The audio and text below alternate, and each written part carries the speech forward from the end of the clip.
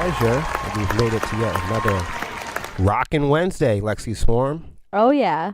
This is exciting. Welcome to another talk show, another chat. Welcome to another episode and podcast of the Sepsiss Show. All right, we got some fun stuff for everybody today. You know what I was thinking, Lex? What? I was thinking, actually, I don't get the opportunity to come on here and thank our friends enough and really put the spotlight. It's hard to put the spotlight on everybody. Mm-hmm. One That's thing true. about our band that is not just a slogan on Facebook, we really believe that one of the most powerful and generous things you can do for another person, it really is a power position to support other people in your field or just supporting your neighbors in general. Community is not just a slogan with us. Support is not just a slogan with us or something fancy in a Facebook post. It's something that we really believe in. And it's really, I think it's really challenging to name everybody because there really have been so many people stitched into our story. There are so many musicians and collaborators, promoters and partners that are a part of our history, that are a part of our law and our lore, and people who are directly responsible for investing in our lives. There's no other way to say it. It's hard to make a big list, and you never want to leave people out. But I just want to say, and we'll do this more often, that we are extremely lucky. Not just us, not just like Sepsiss or whatever, but like bands in New England. I think that we are really lucky because we live in a geographical.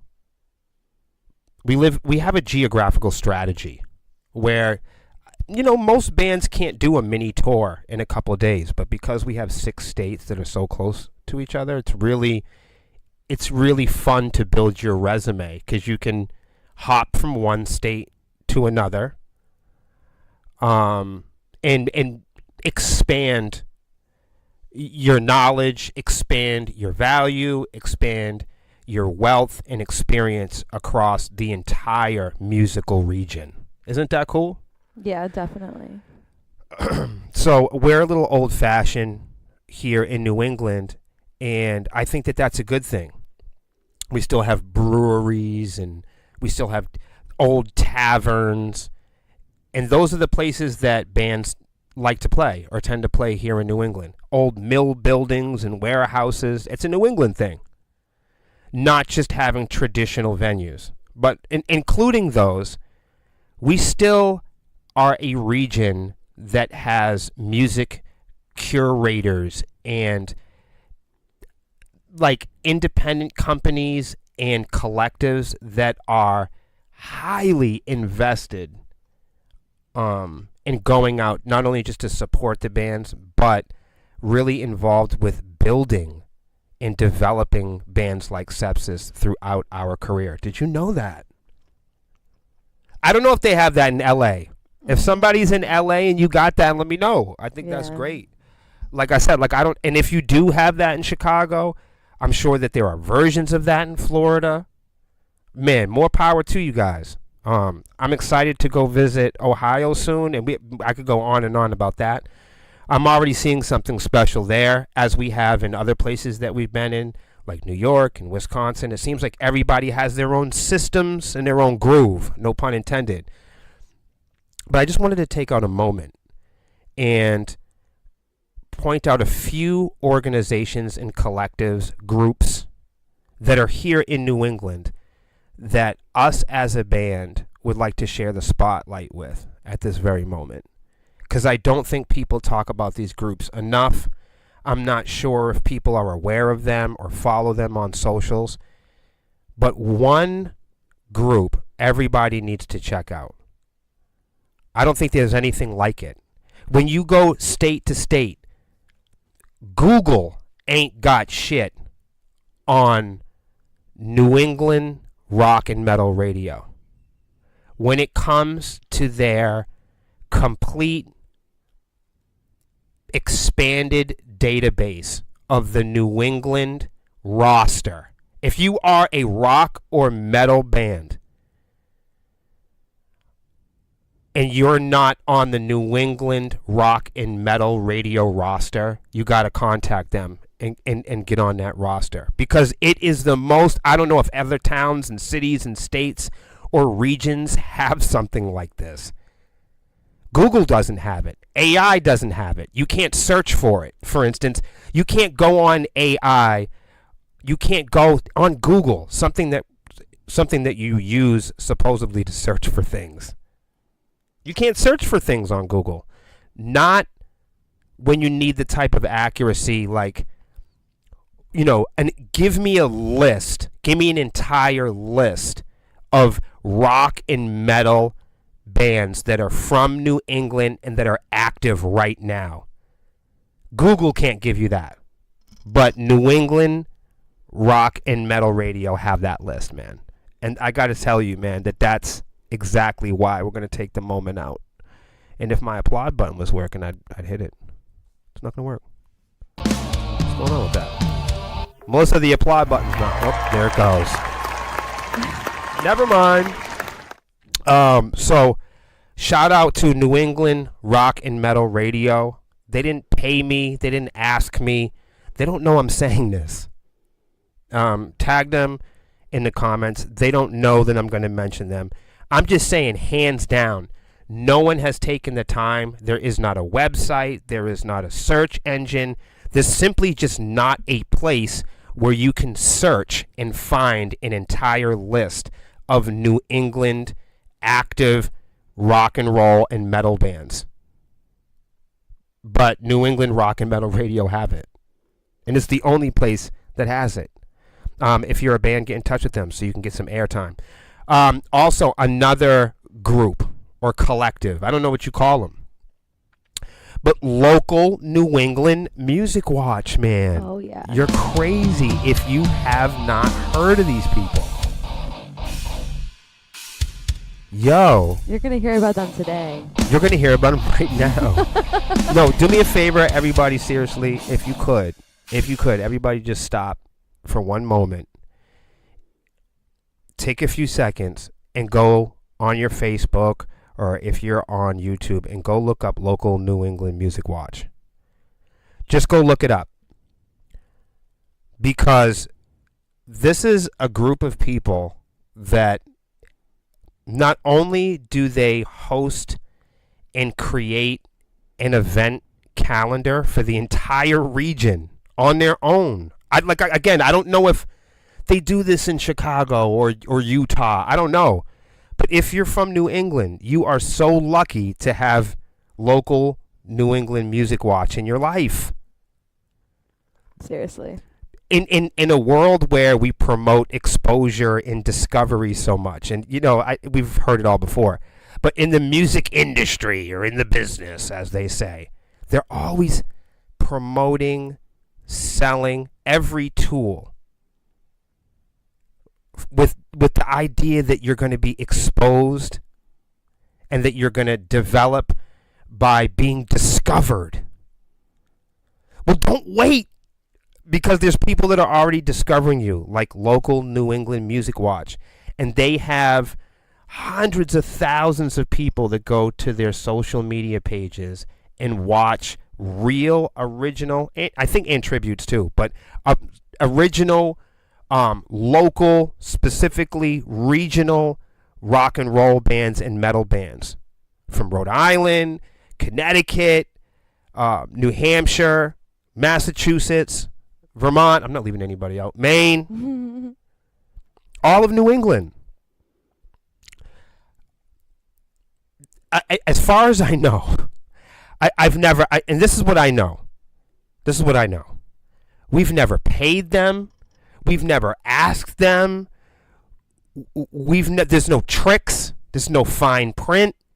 In a world where supposedly the most valuable thing for musicians is discovery and exposure, if you live in New England and you're a band that plays on stage, local New England Music Watch is the ultimate place for you to follow. Absolutely. Follow them right now, for They real. they go to shows. It doesn't it doesn't matter what genre it is. It doesn't matter if you're a tribute band or a local or an original band. This group of people, they go out to shows all weekend and they create event calendars, and it's very simple. They provide a very simple and powerful value. They go record local bands playing on stage, and then they post it for thousands and thousands of fans of music. It's so simple. Please tag them, and please join their groups and go follow them. And if you're a band, jump in. Local New England Music Watch. It's a big deal.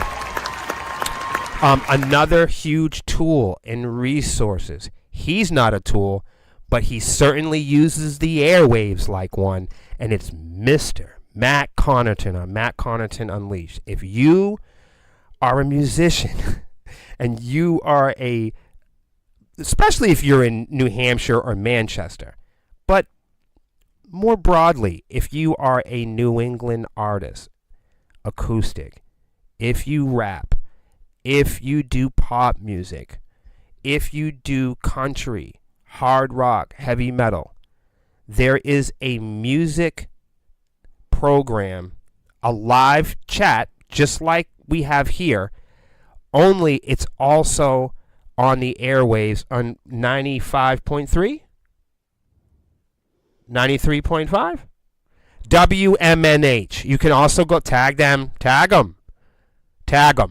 WMNH. I think it's 95.3. You can check on it. Do we have somebody to check on it in the studio? I can check on it. It's WMNH. It's Matt Connarton Unleashed. Forgive me for not knowing the frequency number. But again, I think the show is 2 to 3 hours, and the entire show is about music discovery. We've known Matt for a handful of years. Jenny's on the show. She does news. We've never paid for an ad. We have never, there's no fine print, there's nothing in exchange. These are people that have been supporting music, original bands, authentically, consistently, and it's just such an untapped resource for people that don't know. Please go follow their page as well. Look up Matt Connarton Unleashed. And please don't wait till tomorrow. I'm saying right now, I'm going to wait. Take your time. Because until further notice, our greatest delivery system, the only way that we'll keep this live music thing going, the only way we will keep human-generated original bands going, is if people learn about them.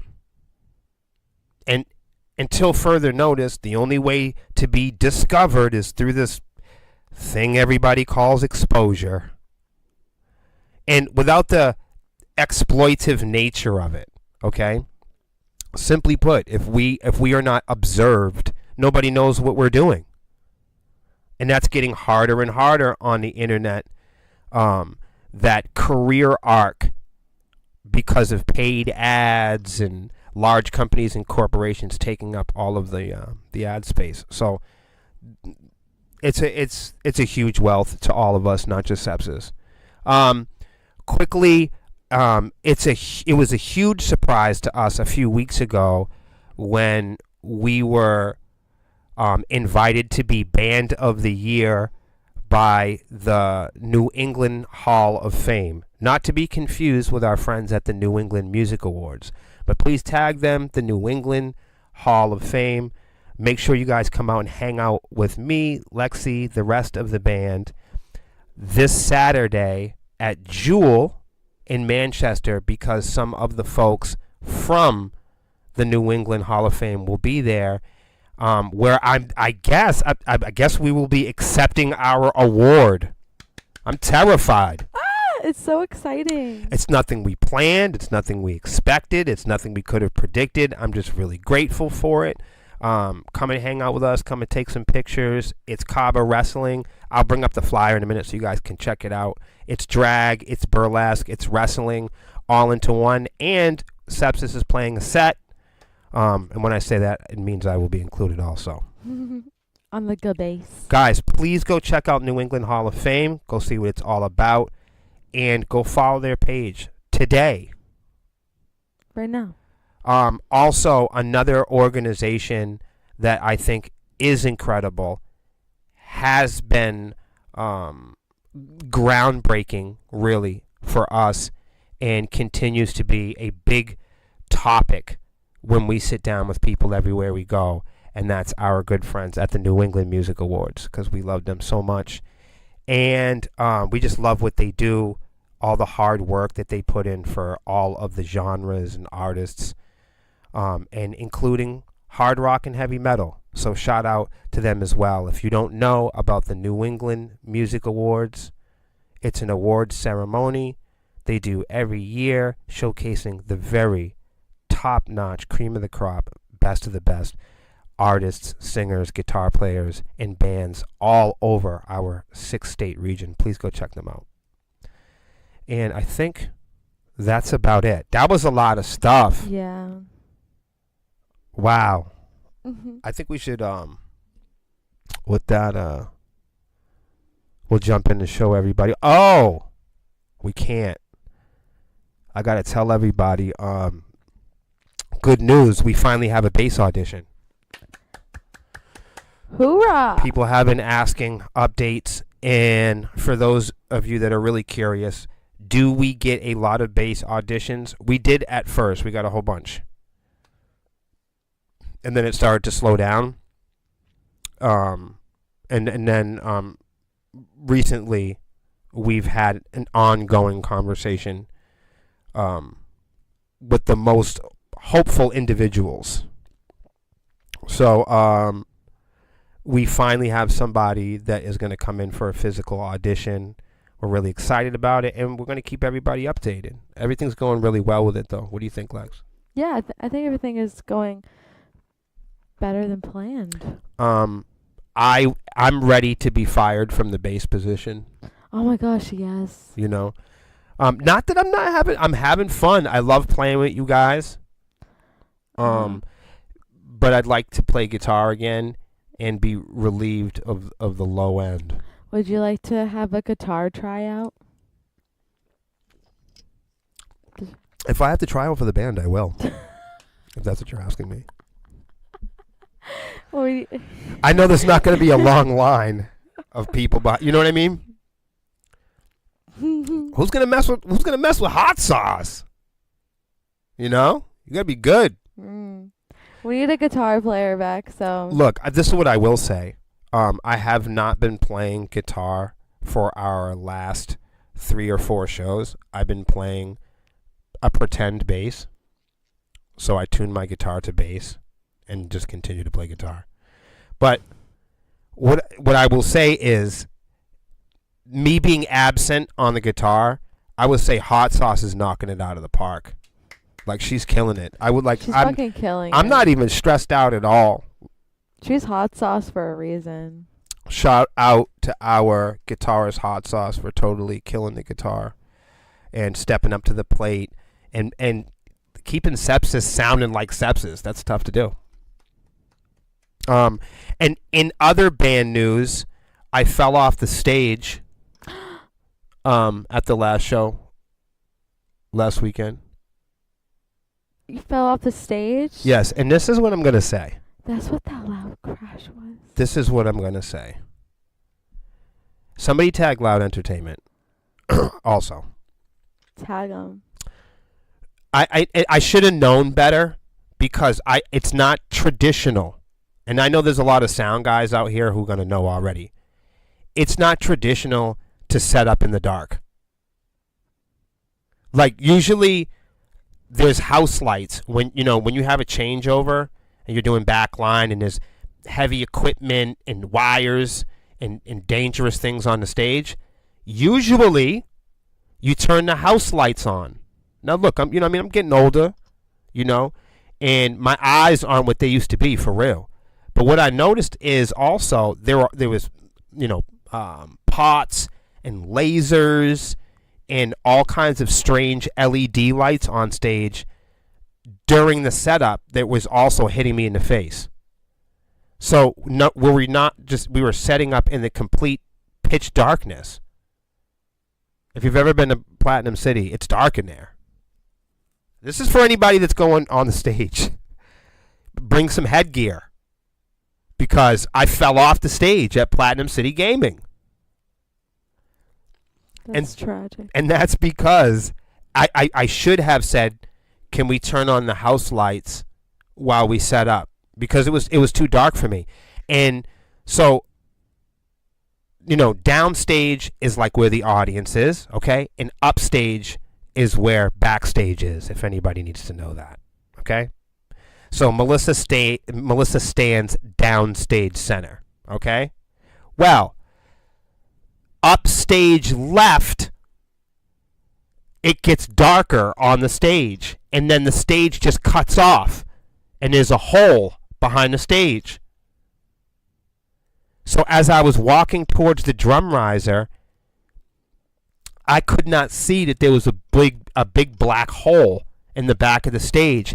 And I stepped full body weight, full force into the abyss. Yes. This is before the set. I mean, this is maybe 5 to 8 minutes before I played the first note. Did you break the Strandberg? The guitar is what saved my life. The Strandy. Yes, so I had the guitar. It was crazy. I had the guitar already around my neck, and I was working out, my tuning situation, where the cables were going to be, and I was kind of clearing the space. So I wasn't looking down, So when I stepped out with my right foot, I fell into the hole, and I don't even know how far it goes down, but my guitar and my arm caught my body between me and another structure behind the stage and prevented me from falling deep into the hole. This is like bone-breaking shit. Like if I didn't have if the guitar was like a fucking shield. It protected you. Yes. The Strandberg. So I fell off the stage. Oh my God. And that's my story. I'm so happy that you're okay though, and like nothing serious happened. But this is what I've learned. I think that we need to be we need to have the house lights on when we're setting up. Yeah. House lights needs I knew to that be anyway. on. Like of course I knew that, but Needs to be on. There needs to be ample lighting so people can see. okay. So we'll just jump right in here on this cuz we're going to be there. Oh yeah. This weekend's gonna be fun. I'm really excited. I don't know why that lagged like that. That's crazy. All right, everybody. I know you heard about it. Oh yeah. It's going to change at some point. Here it is. I'm going to start doing this now. Like just pulling up the events when we have I love them. that idea. That way people can look and they can also follow along if they choose to get tickets, Mm-hmm. So check it out, everybody. Drag, burlesque, live music, and pro wrestling. Cabo Wrestle. Cabo Wrestle at Jewel Music, everybody. And also, May 30th. Read it. Okay. Yeah. Overview. Drag, burlesque, live music, and pro wrestling all wrapped into one. Cabo Wrestle finally comes to Manchester. Cabo Wrestle is finally making its long-awaited debut in Manchester. Cabo Wrestle is a physical and professional wrestling. Theater, drag, burlesque, and live music in one unforgettable night. Bring away packed with Cabo Wrestle favorites, including Asana, Storytime Champion, The Mighty Bosch, and Sid. Vegan Keegan, Johnny Pierce, Uncut Gems, Daisy Brooks, PDA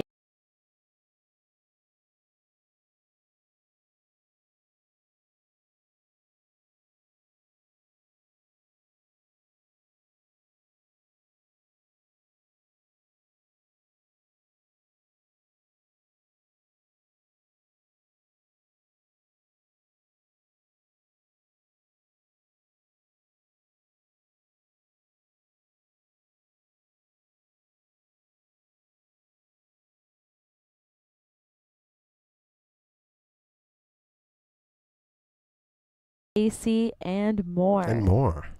They'll love be it. joined by drag talents Ghost Graves, Buster Pants. I love that name. Me too.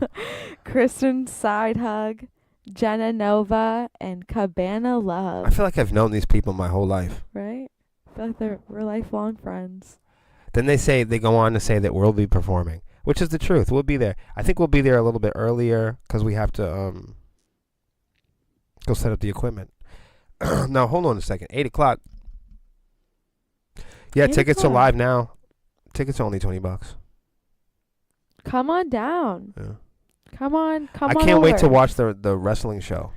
That is going to be so fun. The street. Check it out, everybody. We just announced this one.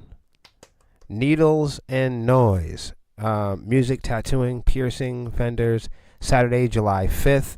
That's at the Webster in Hartford, Connecticut. Lex, you want to read some of this? Yeah. Needles and Noise. All ages to enter. This is an all ages show, everyone. Ooh. Needles and Noise is bringing the chaos to the Webster. Live bands, live tattooing and piercing. Vendors, art, heavy music, and real community. Needles and Noise. Again, it's not for a couple months, but everybody tap in now. Tickets are already live. It's Saturday, July 25th, all ages. And a place that we haven't played before, the Webster, Hartford, Connecticut. I'm really excited about that. Yeah, it's going to be a good event. That's for sure. And I think we have just one more to talk about. Then we'll move on to some articles. Guys, you already know what time it is. This is coming up quickly, June 20. Well, look, we'll be there for the whole weekend. Yeah. So I pulled this one up because a lot of people have been going crazy for this particular date. So, but this is a 3-day adventure. It's a 3-day adventure. Shout out to Living Dead Girl for letting us on their tour. Circle of Snakes plugged us in. We love them so much already. This entire invitation has just so far been a breeze and been a lot of fun and stress free. We have a special performance planned for this show, and we appreciate everybody following along with it. But it's Living Dead Girl, ourselves, and Circle of Snakes will be there for 3 days. Oh, yeah, little mini tour. Yep, culminating in June 27th. Doors are at 7. It's really affordable. $15 pre-sale tickets. And this one is in Akron, Ohio. But there is 3 separate opportunities that you can see us in Ohio. Thursday, Friday, and Saturday. And then we got to get back on the plane. Oh, yeah, I'm so looking forward to being in Ohio this summer. We haven't been there in a while. Yeah. We haven't played Ohio in quite some time. It's going to be a good one. We're going to jump right in, everybody. All right. What's this? What is this big? Okay. So YouTube will now automatically label AI videos. Automatically label Automatically. them. Right. So, That's interesting. you know, there's 2 ways to look at this, though. You can either label AI videos, or you can label human videos. To me, it seems like it would be easier in a world that is becoming overflooded and oversaturated with AI. It seems to me that human content is limited and becoming more rare. It seems to me like it would be more valuable and important to automatically label human generated content. I think it would be easier to catalog. I think it would be simpler to track. So let's see what they say about it. As AI video models become more powerful, YouTube is no longer solely relying on creators to label their AI videos. Now, why do you think that is? It's because they can't be fucking trusted. Yeah, they're gonna lie about it. Because just like tracing paper, you know those good artists when you were growing up, they could draw better than you, they could sketch better than you? Yeah. And then you knew those kids that used tracing paper and stencils, and they pretended like they were on par with the other real artists. Because it's embarrassing saying to admit that you didn't do it yourself. Absolutely. So they're going to be embarrassed here to admit that they made AI videos, AI music, AI graffiti. People, absolutely. It's almost like, it's like people that swear by AI and love it and promote it. People that don't see any fear or threat of AI, they still express paranoia about it like somebody would if they were caught fucking a blow-up doll. They do react like that. You know what I mean? They don't like that. You fuck blow-up dolls, and they're like, no. We know that you don't fuck real chicks, you don't fuck real human beings, and they don't fuck you. You're fucking blow-up dolls. There's not a problem with it. The only problem is that you don't admit it. It's not that people have a problem with people that fuck blow-up dolls. We have a problem with people that fuck blow-up dolls and lie about it. That's the problem. That's the problem. That's the issue. That's the beef. That's the real beef. That's the seed to the beef. You're lying about it. You're a lazy liar. Ooh, lazy liar. And double L. Right. And people, and the thing about lazy liars is they don't realize we all know it. We can see you doing it. So, like, I feel like the people that produce music with AI, they keep it a secret, like fucking a blow-up doll. Yeah, like, shh, don't tell anyone this is AI. Even people that swear by AI, and you'd think that they love it and they promote it, like, it's on the same lines of having, a blow-up doll fetish. People don't, it's not a problem with it, just people don't really want to admit it usually. Okay. So YouTube is no longer solely relying on human beings to label their AI art because they can't be trusted. It will now automatically label videos on their behalf. Imagine you fucked a blow-up doll and then it went on social media and told everybody. Because you know that secret's out. Well, hold on. You fuck blow-up dolls.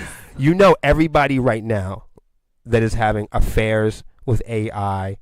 You know everybody right now that is generating data for AI. Just like AT&T or Comcast or Samsung or Grubhub, they're going to leak your fucking data to everybody, and they're going to show. If you're an important person, I wouldn't use AI because someone's going to get a hold of that and show everything that you're searching for. The company announced Wednesday that its internal systems will apply labels it detects that significant photorealistic AI has been used. And I would like to say, what percentage of that? Because, people mix in, like with a lot of music videos, right? In commercials, people mix in a lot of AI along with CGI, along with animation, along with photos and, YouTube will also be making its AI labels more prominent so they're easy to spot. Why don't you make human beings easy to spot? Yeah, I'd rather watch a human being when I'm on YouTube. It just seems to me or like anywhere, really. It would be easier to spot human beings if they labeled human beings. Yeah. Silly stuff. Let's make up new technology for us to label AI instead of label a human. That's God. so weird. I don't want to play with it. You guys are so backwards. All right. I love stuff like this. Oh. Except for that. Ticketmaster creates a climate of fear. Well, no bullshit though. It's not really a joke. It's really not. Because people are starving to death. People can't pay their light bills. Now, years ago, this would be satire. This would be funny. Except stealing from musicians is the same thing as people abusing labor laws at Walmart. Oh yeah. Or at Petco. We're really into the abuse. We've just normalized, and it's funny and it's satire when it happens to musicians. Because the idea of musicians not getting paid fairly is funny. It's funny to people that believe musicians haven't invested their entire lives into this stuff. It's funny if you're not self-employed and you wait like a slave bi-weekly to get your check, to get your allowance. If you don't have anybody to rely on, or you don't have people dependent on you, that is funny. But in today's world, even 20 years ago, this might have been funny. But it's not. It's not funny in a time when people are having a tough time paying rent, getting Pampers and baby wipes and milk and shit. Every dollar counts right now. Ticketmaster creates a climate of fear British lawmakers declare as possible investigation looms. And this is exactly why we do this program. To show you guys they're fucking stealing. We do this program and show you that Spotify is stealing and scamming on the internet. Like Spotify is stealing and scamming on the internet. Like Donald Trump is scamming and stealing on the internet. We're showing you this because they're all doing it, and it's not funny.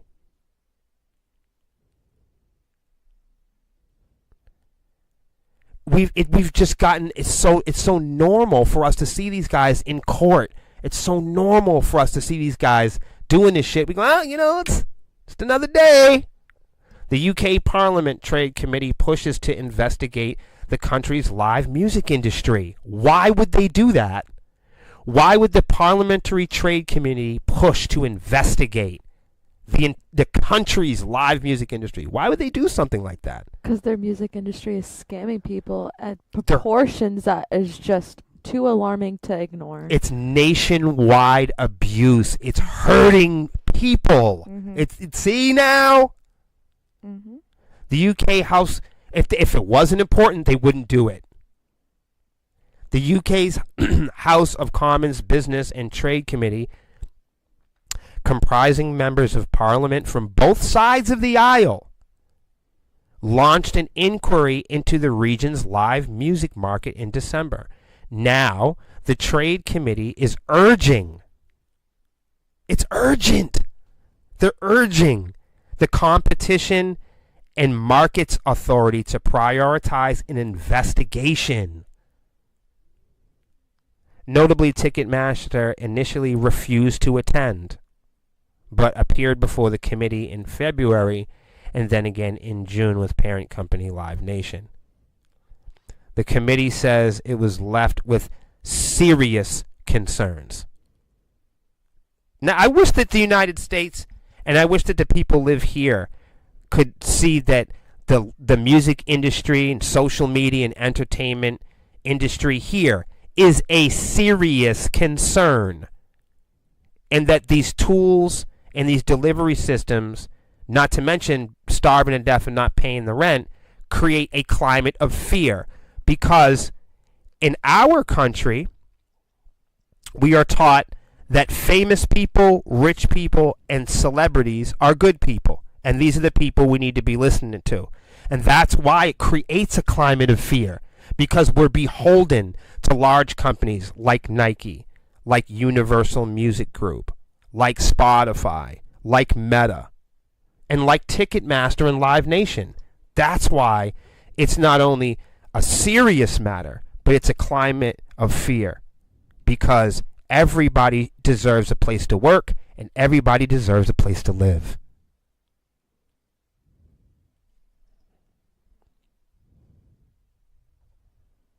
Word.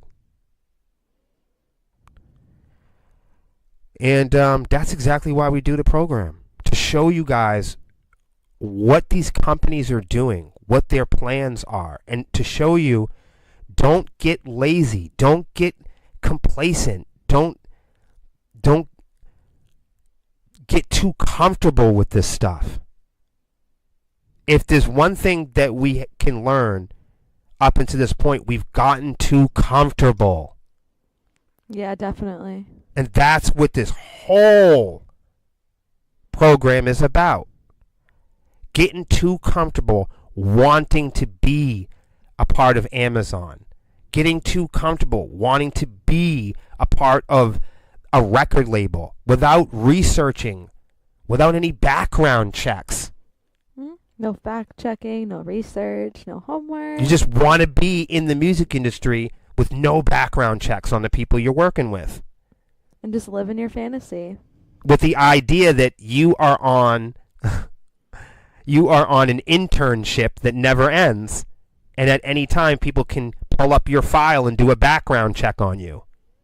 And find out that you are with a AI girlfriend or boyfriend. We're gonna find out. Sony Music moves to dramatically expand its audio lawsuit. These guys are always in court. And not only are they stealing from musicians and the fans, they're stealing from each other. It's a non-stop bitch fest of these guys tattletaling and snitching on each other and setting each other up. Snares and traps and tripwire. It's a mess. It's so messy. Sony moves to dramatically expand its audio lawsuit. Says 30,000 plus allegedly infringed recordings represent, quote, only a fraction of the AI platform's illegal activity. If the music industry is a tech industry, and the tech industry is now an AI industry, that means the music industry is an AI industry. Since this started, all you have seen is an expansion of court cases, litigation, and large companies accusing each other of stealing. When they trained all of these machines on all of your artwork, your family photos, all the uploads that you've done on SoundCloud and social media and Instagram and Twitter, that's where these machines are crawling and learning from. Crazy. Yo, far from winding down its lawsuit against Udio, Sony Music is now looking to supersize the copyright infringement action by accusing the AI music platform on training north of 30,000 recordings. But only billionaires can accuse people of fraud. Mm-hmm. Only rich people and politicians have the power to call people out. That's what we've gotten so complacent with. Mm-hmm. It's out of control. The music industry is a crime wave. Mm-hmm. House of Cards are coming down quickly. And like you're measuring the same stick. Originally, the machines were trained on all of the data, all of the art, all of the experiences that we've uploaded to the internet. And so AI and the machines are influenced by people. But you're measuring the same stick, everyone. There is a point when we stop influencing the robots and the robots start influencing you. You heard it from me first. I warned you. Mm-hmm. Yes, you did. There's a point where we're putting all the data into it, and then it's going to reach its equilibrium. And no longer can we influence the machines because the machines will know all that they know at capacity. And then no longer will the machines need to crawl and scrape the internet. They will know what they know. Mm-hmm. And that our knowledge, especially as individuals, will reach an equilibrium. So you're putting the machine in a position to influence you when you can no longer influence it. I hope y'all understand that. That might be too deep for some people. I don't know, man. It's tough to tell these days. I have to talk like a baby sometimes because I don't know who's. I don't know. I don't know who's watching. Right. I got to put the red circle in the red circle. You got to talk like that because these motherfuckers ain't gonna know. No, they're not. We put the shit on the screens just so people think I'm not making it up. If I didn't have if I didn't have the articles on the screen, people would think I'm making it up. I got to read directly from it. That's the only reason why I do that. Krispy Kreme data breach. Ooh, that's not good. I mean, that's not cool. Why do you think I'm covering this? To show people can hack into anything, no matter how popular, how much money you got. There Be is the biggest band in the world and still get hacked and have all your stuff stolen. Krispy Kreme data breach? Like you can't get a fucking donut. You can't do nothing no more. So like, and of course, most things that we want to install ourselves in, no pun intended, but even if you are literally installing an app, it's got to have your email. You got to be on an email list. Now, most of the activities and places that you go, even when you come to the shows, right? Even bands, we want to be on your email list because this is the way that we communicate. This is the way that we market and advertise. Krispy Kreme data breach settlement deadline approaches. They had a deadline. The claim 75 to, well, that's not a lot of money. Oh, for each person? Let's check this out. I don't know. I think that means $75 to $3,000 each person. Oh. Let's check it out. Krispy Kreme employees affected by a November 2024 company data breach can still claim their portion. So if you work there, this is for you. The class action lawsuit was brought forth by impacted individuals after their personal information, including names, date of birth, social security, and biometric data and financial account credentials, was exposed in targeting the company's employee data. Krispy Kreme disclosed the breach in December 2024. I mean, it's 2 years later. Jeez. It's 2 years later. I just wanted to show you, like, even if you work for Krispy Kreme, anywhere you type in sensitive data from here on out, it's up for grabs. That's what I'm just trying to show you. That we can't trust Krispy Kreme. What I'm trying to show everybody is when it comes to Nike, when it comes to Krispy Kreme, when it comes to Spotify and UMG, we can stop stabbing each other in the back now over these companies. We can stop posturing and positioning ourselves like these companies are more valuable than us and therefore can tell us what to fucking do. That's why I'm showing people this. Whether you're DW, whether you're fucking Blue Ridge, whether you're fucking UMG, fancy record labels, Nike, Mark Zuckerberg, you need to have the power to tell these people to fuck off. Mm-hmm. Your employer, your ex-wife, whoever it is, you need to have the power to tell people to fuck off.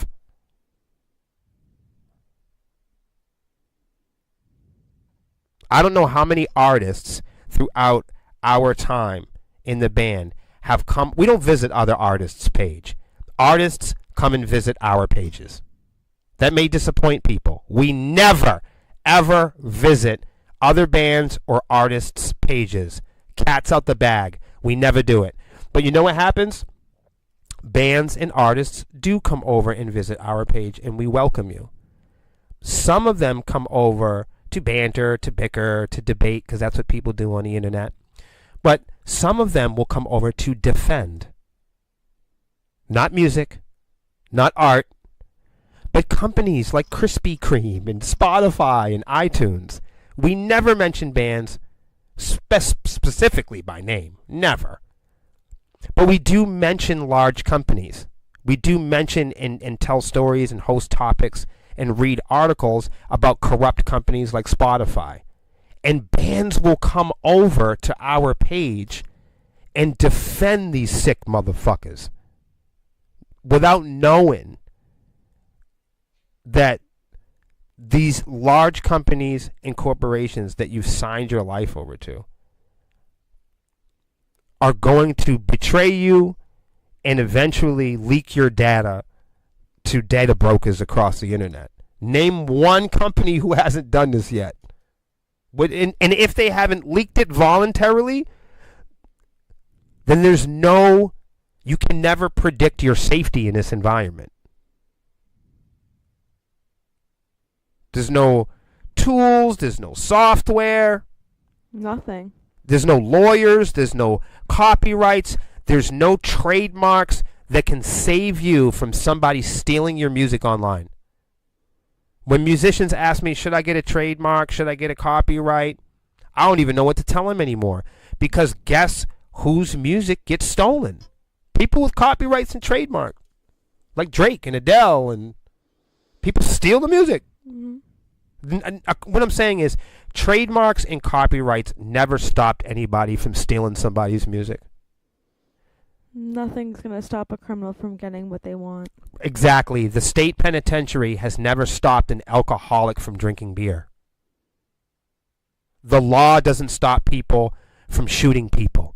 Gun laws do not prevent people from pulling the trigger.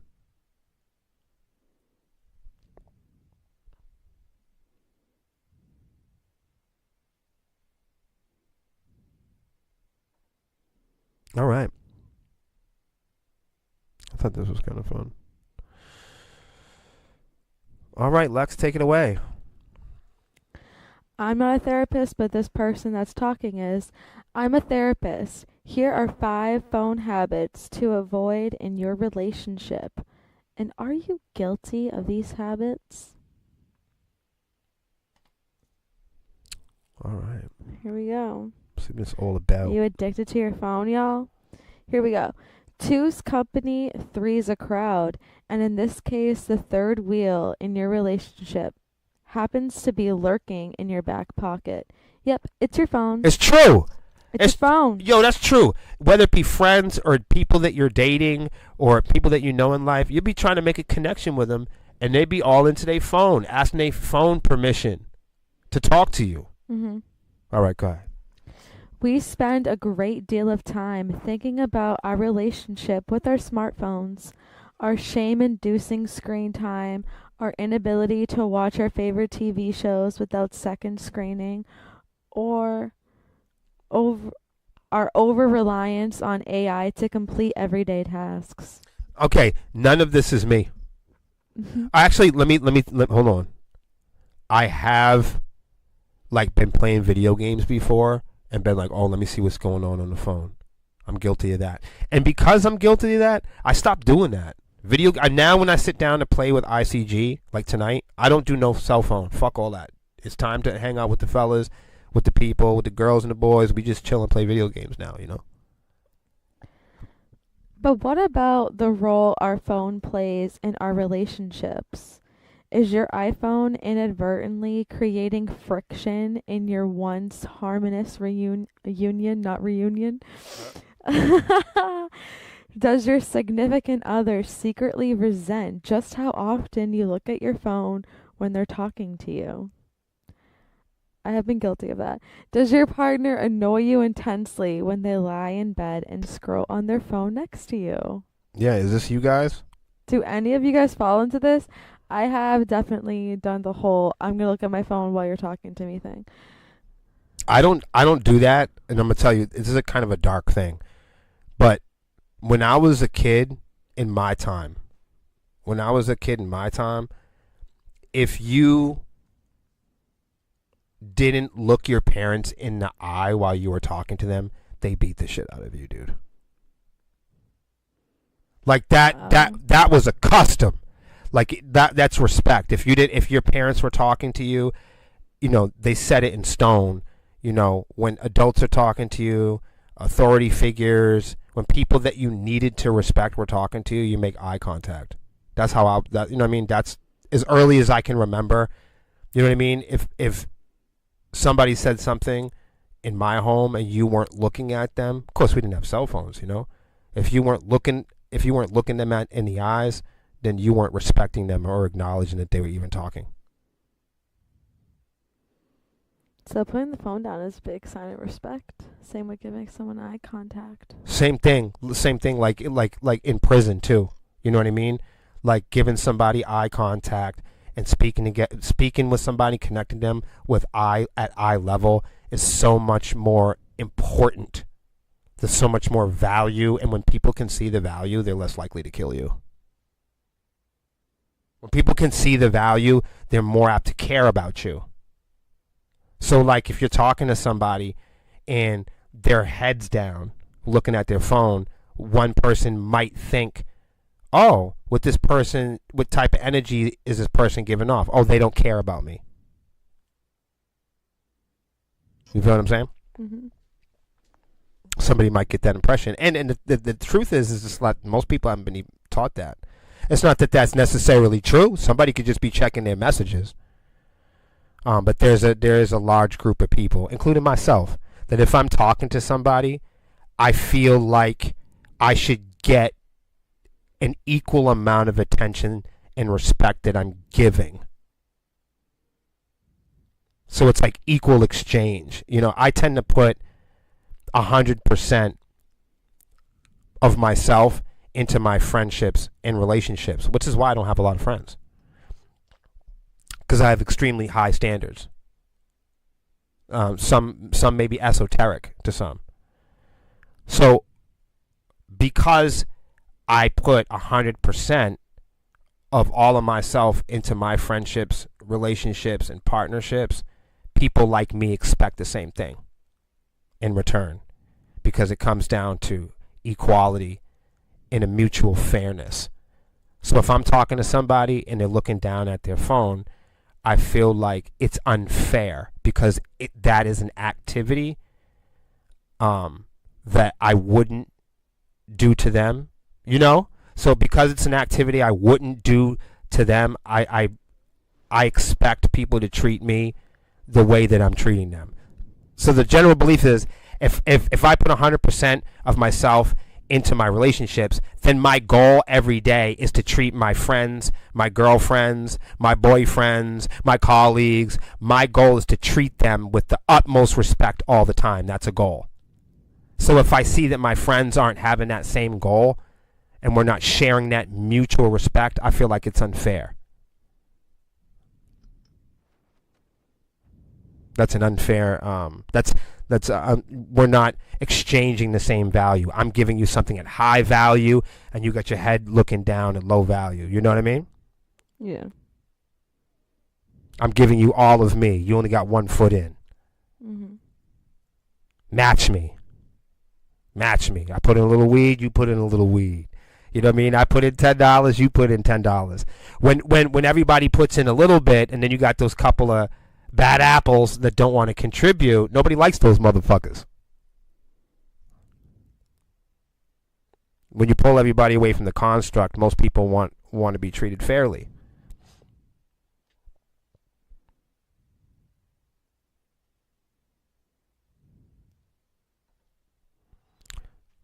Here's another one.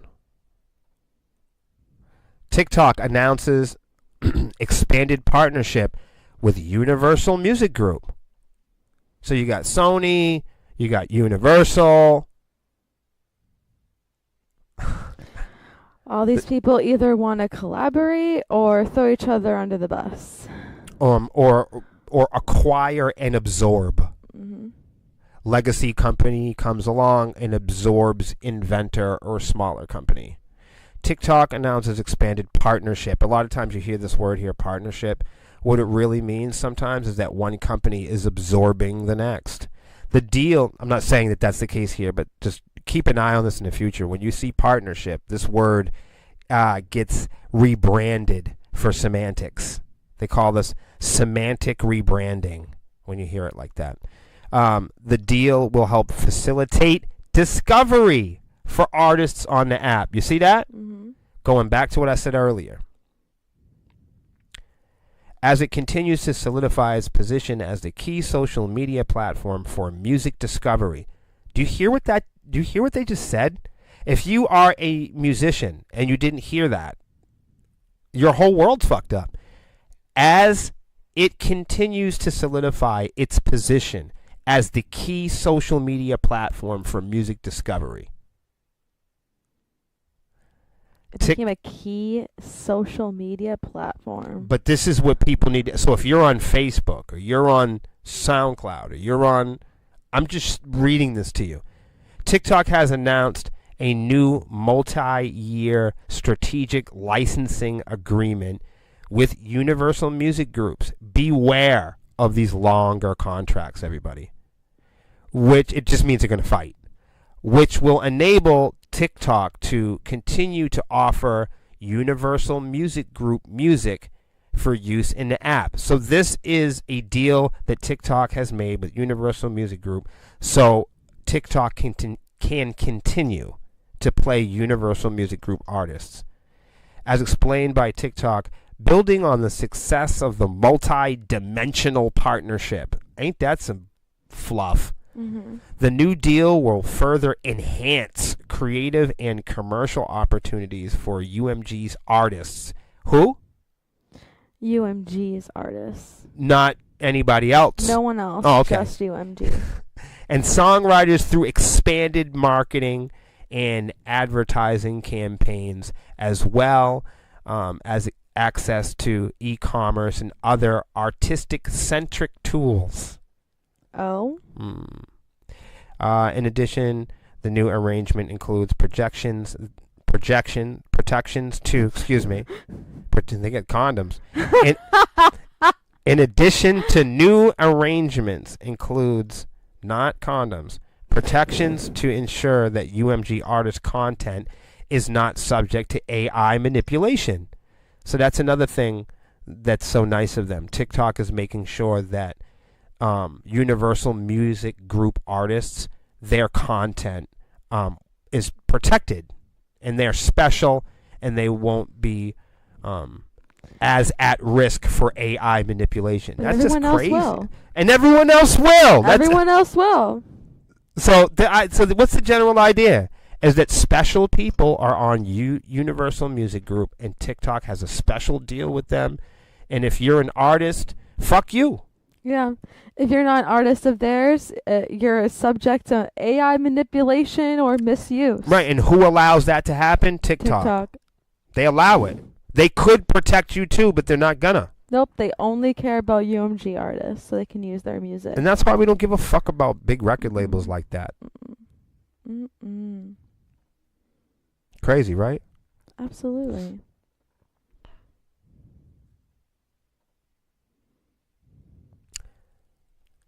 Meta launches new group-focused forum app, as if you didn't have enough apps already by Facebook.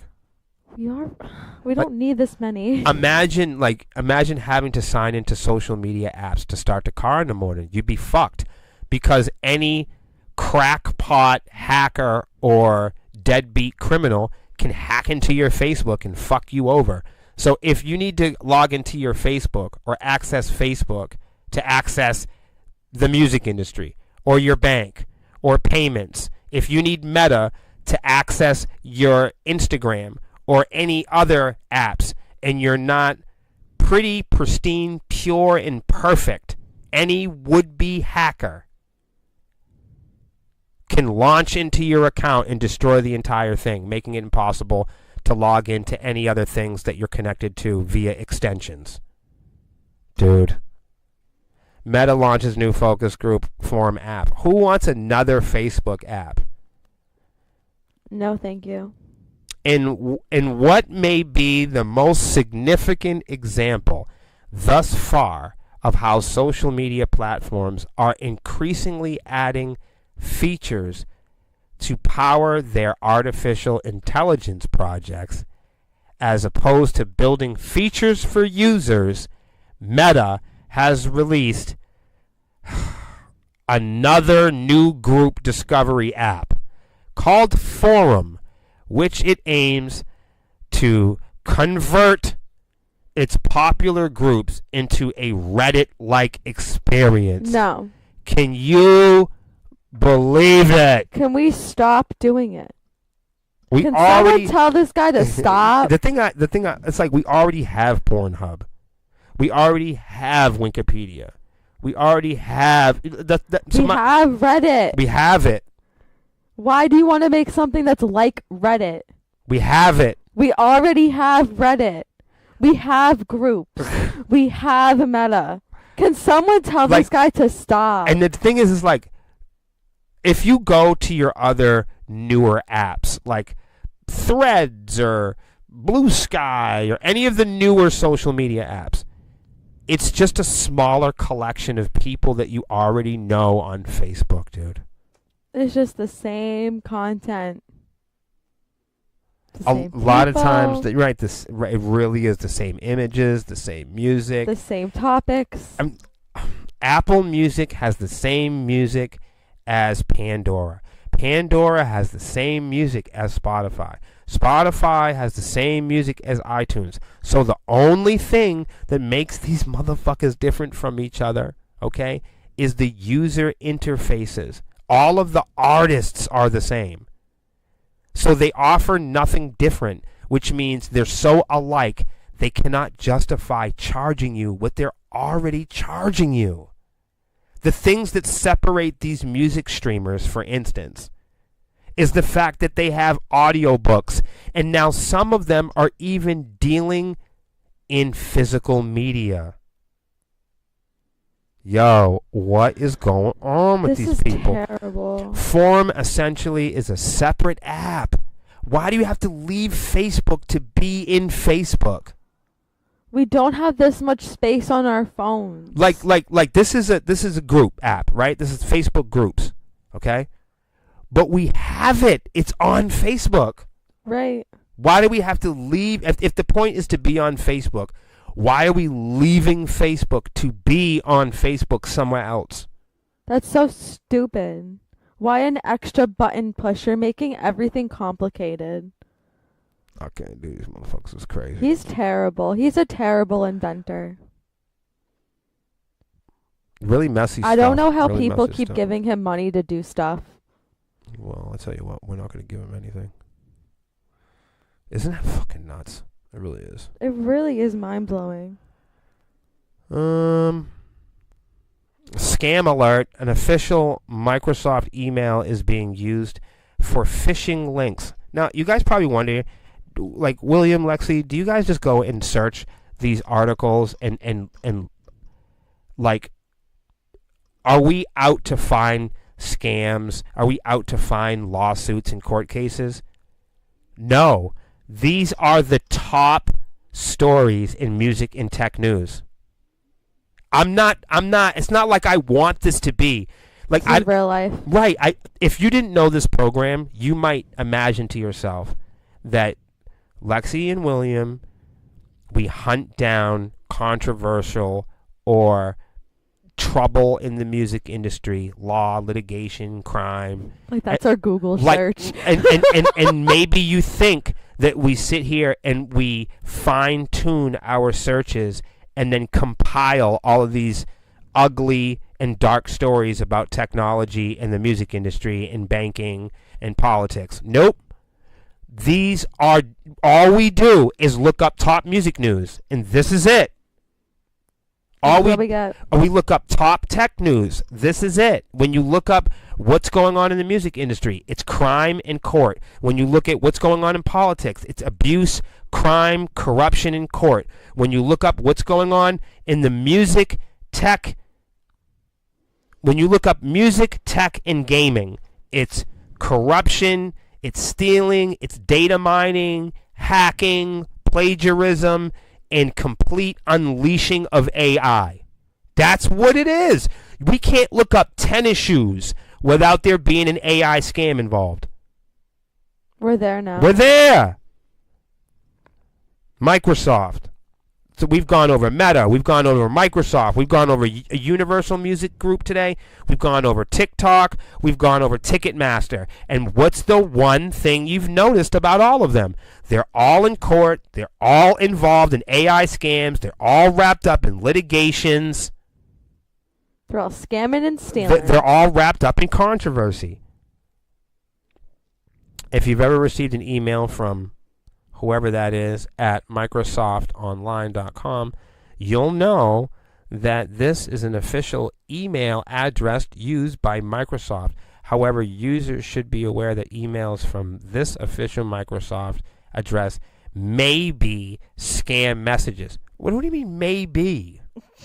Is it or not? Like, why are you going back on it? Scammers have figured out how to weaponize this legitimate Microsoft email address in order to send fraudulent email targets. And the reason why I'm showing you this is if Microsoft can't prevent people from taking advantage and throttling their own email addresses, it's such a simple thing. Yeah. Even huge tech giants like Facebook cannot prevent a simple user's Facebook account from being hacked. They're not there. Yet on the other side of the stick, they want to say that this is the future and this is what we all need to be doing. Microsoft cannot protect itself from being hacked. How are they going to sell us products that promise us our safety? They can't. They can't. Companies like Meta, Instagram, and Microsoft, they promise that if anything, that we'll be safe using these tools.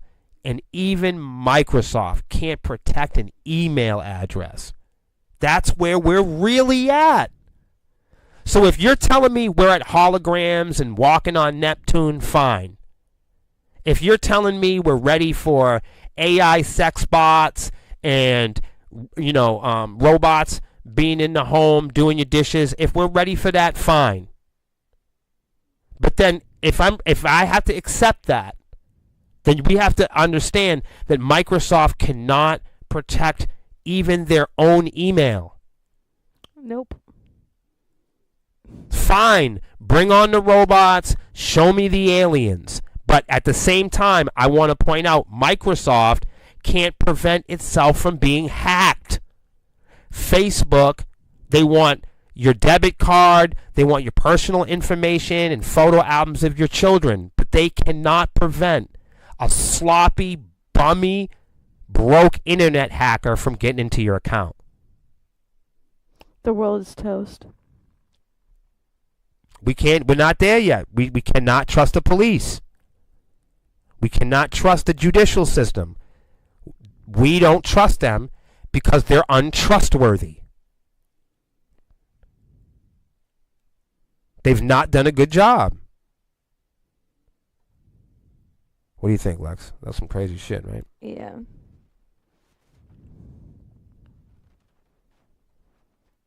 It's not that we want this to be. It just so happens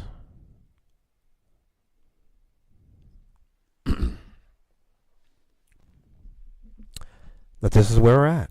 46 people just exposed the biggest myths about their careers, and whoa, I never thought of it that way before. I just thought this would be fun. This is just like people's. This is something a little bit different. So we'll share a couple because, everybody. Okay, so we asked the members of the BuzzFeed community to tell us some common misconceptions about their jobs.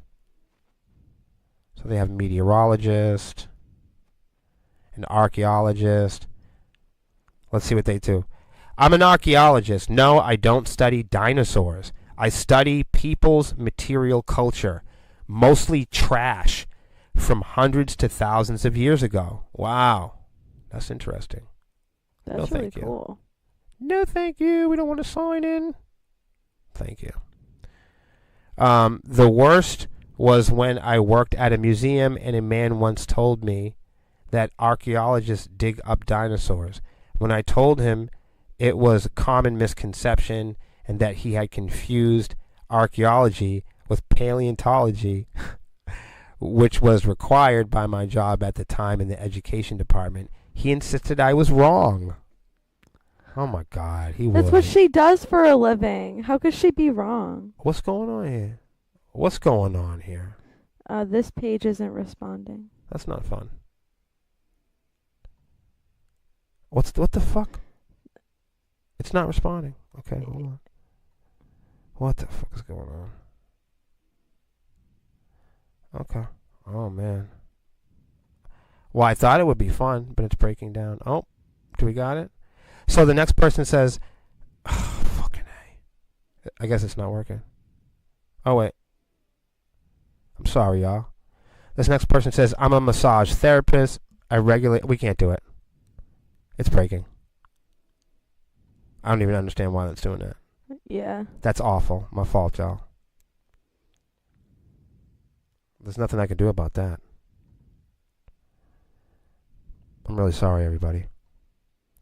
Just so you guys know, so you guys can follow along in the future, this is Music Business Worldwide. This is just one of many different publications where we get our information from.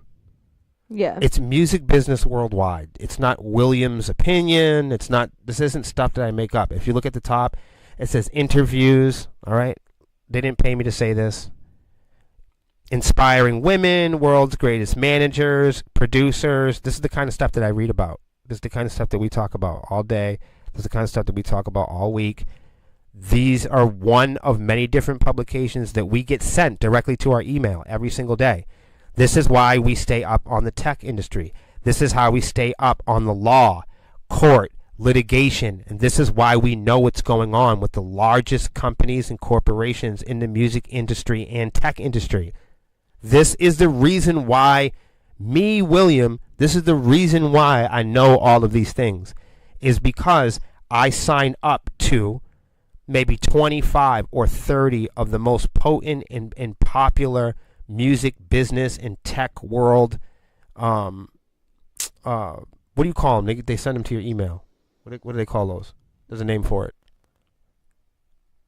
Not news list. It's like an email list. You know what I mean? Like There's a word for it. It's gonna come. Where you subscribe, and they send you emails. Yes. It's not like a newsletter. Whatever. No. You can sign up to the email list, and like Music Business Worldwide will send you daily, up to date, daily updates about the tech and the music industry, like in real time. You know. Mm-hmm. So this is the reason why we know all of this stuff. Look, database, they got their podcast, even jobs in the music industry. This is how I know who's hiring, who's getting fired. All right, Spotify. That's how you know we're not just preparing for this program by just looking for wacky articles.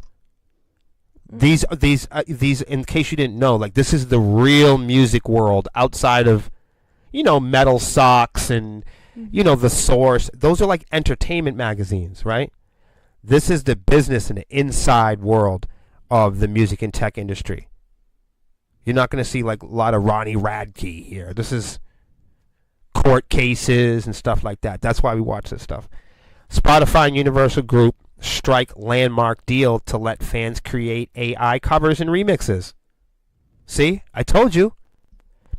If you are a paid premium user, you'll be able to create AI covers and remixes. This is terrible. See what they're doing? They're trying to like make another incentive for you to become a steal premium paid member. To steal. You can help Spotify continue to steal from people. That's crazy. That's so messed up, y'all. And with the help of AI, if you are a premium user, you can borrow and steal just and like plagiarize Spotify. your favorite artists. You get to be Spotify for a day or a month. That's so fucked up. I mean, how else do you keep a trafficking organization going? By making your victims recruiters. Mm-hmm. That's when I was talking about the artists coming over to the Sepsiss page defending Spotify in the past. I was like, look at these little recruiters. It's just like Little St. James and Mhm. other instances and circumstances where you see child trafficking, and you're like, wow, only the abused children that take the abuse get deputized, and later on become co-conspirers and Yep. recruiters. So messed up. Spotify and Universal Music Group have announced licensing agreements enabling fans to create AI-powered covers and remixes of songs from participating artists and songwriters. Yeah, it might start off that way. The new tool will launch as a The new tool will launch as a paid add-on for Spotify premium users. The new UMG Spotify agreement span both recorded music and music publishing. All Spotify users will be able to play created tracks. Wow. The official announcement didn't detail the generative AI technology underpinning the new feature or confirm a specific price or launch date. I find it really weird It's fucking how in our crazy. previous articles, UMG is doing a deal with TikTok to protect basically Mhm. their artists from AI Love- manipulation. Yep. But here we are on Spotify, and UMG just signed a deal to Spotify for paid users to use Yeah. AI and make remixes. Yes. It's crazy. If no one understood how messed up that It's is, crazy. That's why I really think you should go back in time. It's real. It's something Because else. that's crazy. It's something else. That's why we read all this stuff here. Pizza Hut's AI store control system is such a disaster that it wasted $100 million, lawsuit alleges. I thought AI was supposed to save us money and make us money, and they told the large companies and corporations to buy in and get behind it. Pizza Hut's a larger company than Sepsiss, that's for sure. And they bought in. And look, Pizza Hut's AI store control system is such a disaster that it wasted $100 million. That's a lot of More bread. AI is going into court and lawsuits and litigations. And let me guess, these AI companies, when the bubble pops, let me guess, just like when the real estate and the automotive bubble popped, what did we do? The government bailed them out.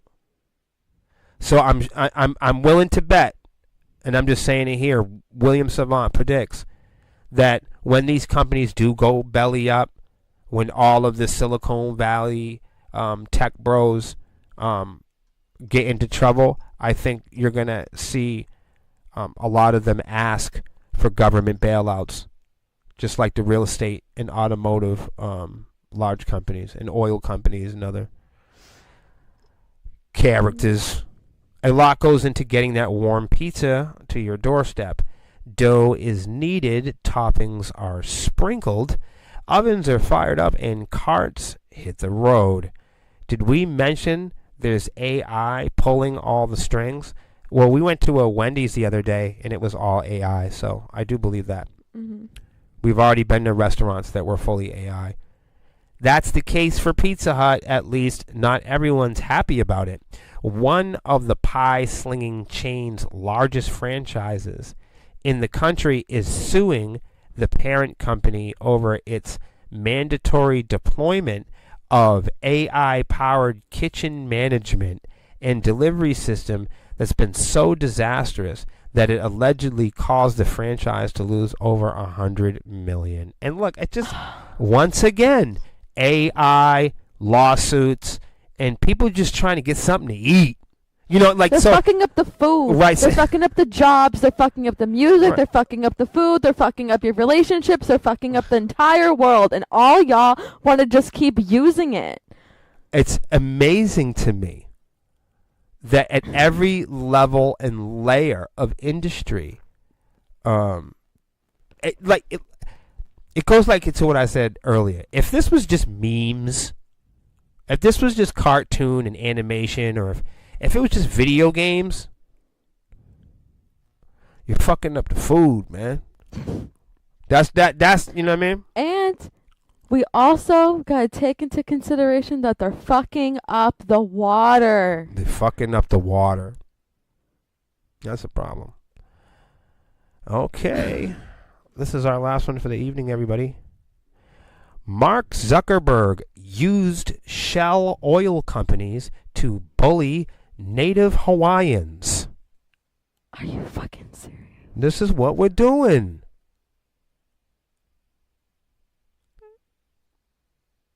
Now look, this isn't what I want. I don't want this. But I do want people to know about it. This is heartbreaking. What the fuck? They're trying to make me buy something. What the fuck is going on? Hold on now. Relax. Mark Zuckerberg used Shell Company to bully native Hawaiians. Quote, these fucking oligarchs need to be taken down a peg. I agree with that. All right. Currently ranked as the 6th richest person on Earth, it should come to no surprise that Mark Zuckerberg is hovering up valuable real estate like a feudal lord after a plague.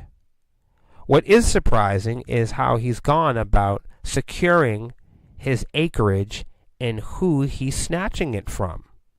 Starting in 2014, the Facebook founder set about acquiring land on the Hawaiian island of Kauai, one parcel at a time. According to the latest reporting on his land acquisition, reported by Wire in 2025, Zuckerberg now owns $311 million worth of land on Kauai, weighing in over 2,300 acres, roughly 3 times the size of New York's iconic Central Park. You see, guys, in a world where big companies and corporations, real estate, and items mean everything, this is what we get.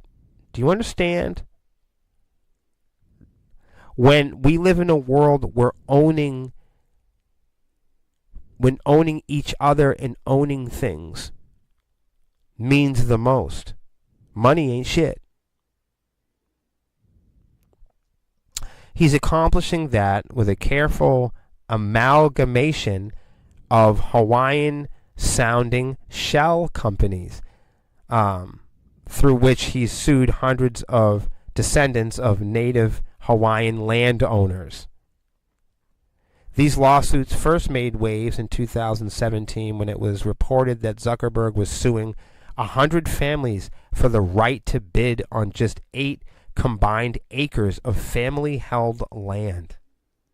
This is what y'all need to know. He's a monster. This is what y'all need to know. Many of Zuckerberg's lawsuit targeted owners of Kalina lands, small tracts of lands originally granted to native Hawaiians in an 1850 decree. They're breaking a decree. This is real. Laws, No, decrees. this is real. Not what I'm showing you is this is real colonist stuff. Mm-hmm. This is modern day colonialism. I'm showing it to you and how it's done with courts and litigation and dragging poor people to court. This is how they steal our music, by making copyrights and trademarks too expensive for independent artists. This is how they do us dirty with the digital plantation. This is how it's done with data centers, by poisoning the water, by fucking up the food. I'm showing you what they're doing. As precious family heirlooms to the rights of these plots have been passed down for generations, the Hawaiian people, and are meant to stay with the descendants of the original Hawaiian owners. That was the decree. That was the decree. Unfortunately, the records of those long-held property rights haven't been always maintained. Paperwork. They're claiming the paperwork's not good. And they can do the same thing at your record label. Or your landlord can knock on the door right now and say, oh, your paperwork's expired. Or you can go into work tomorrow morning at Amazon, right, and get fired because of something it said on the computer.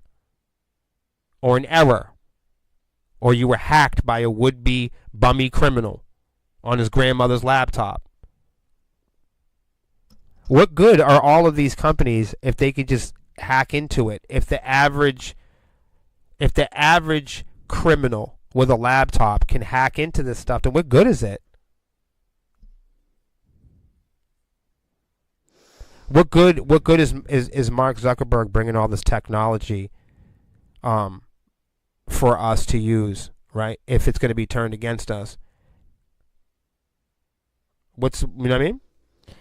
Never know what he's doing with his fortune.